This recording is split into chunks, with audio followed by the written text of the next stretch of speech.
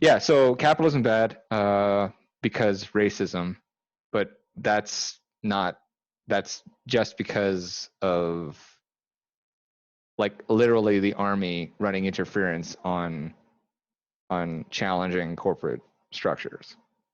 Yeah, I think And that you, I think the police force also hasn't had the opportunity to actually catch up with technology. mm, In the before cameras were available, there was a lot of police brutality, and now people are actually starting to realize, like, oh well, we have to actually train police officers to be better at their job. We have to I increase training opportunities and there's training no way hours. to train them to do the job that we want them to do. Like they have to do domestic disturbance and then also like for some reason take on drug dealers who are dealing with a product, like I said, that is extremely lucrative, and they have to do it in an orderly way, and then they also have to like stop people from littering and speeding.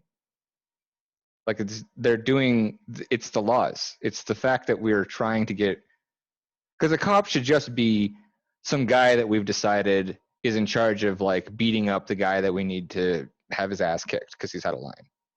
Mhm. And only when people do things that are worth kicking somebody's ass over are when the cops should show up. And maybe they shouldn't even do that. Maybe they should just show up and document the history of the crime, because that's usually what they do anyway. You know, um, I don't want to go full like libertarian gun nut, but like it just seems to be that waiting for the cops to show up while somebody's trying to commit a violent crime against you is not ideal. It's not a very good response. Um, and why are the cops worrying about whether or not people sell things to each other? Like Um, it doesn't make any sense. Like why an army would be, like the king wants his taxes, I guess, is basically. But again, if you start thinking of it in terms of economics, it's like, why are they not allowed to do that? Well, I mean, quite literally to oppress like malnourished, underdeveloped regions. well, that was something that Owen and I talked about as well. Was what the actual cost benefit analysis would be if you were to decriminalize drugs.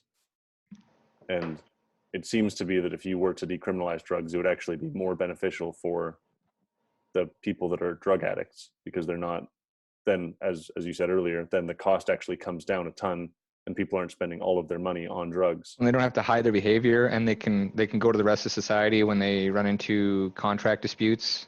Mm-hmm. They don't, there's all sorts of reasons. When you bring something into the light, the best disinfectant is sunlight, right? Basically. Yeah.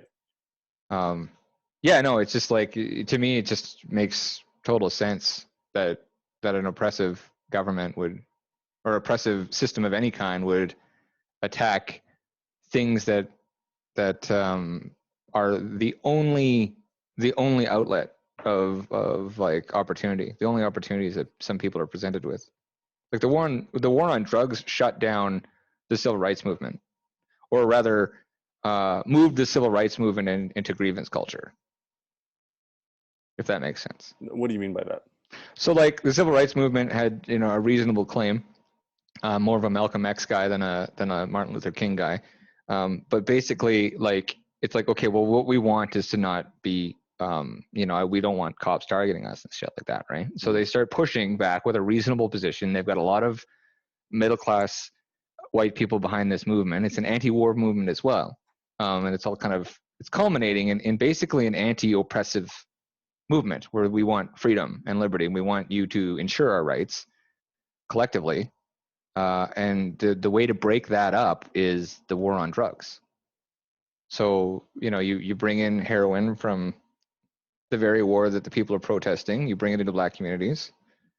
And then you up the ante on prosecution. So, and then now you can take all the fathers away and throw them in jail and just wait a couple generations, and you end up with a pretty destabilized community, right? Mm-hmm. But and because of that, now you can use those statistics to create like the sort of next phase of a grievance, right? And so now we got Black Lives Matter. But like, yeah, they just wanted, it started with just, civil rights. Mm-hmm. And by way of interfering with both the marketplace of ideas, but also like literally just the economy, by altering how much of a contraband is, like how illegal a contraband is. It exacerbated and steered it towards a more violent conflict than an intellectual one.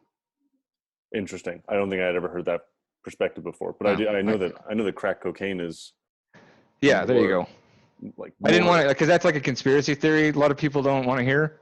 You know what I mean? No, I think that's at least in my opinion, I think that's well documented that crack cocaine was more. It was prosecuted harder than cocaine was. I've heard different reasons for that, but I definitely think that. Well, yeah. So like the Marxist side is going to tell you it's because it's anti-black, right? Mm-hmm. And then the white side is, I don't know, but like the black communities were asking for that because it's detrimental to the community. So that's the irony, is that you gotta trick people into asking for the authority, which is what we're witnessing right now at its sort of penultimate, or its zenith. I've never seen it like this level, right? People begging to be oppressed.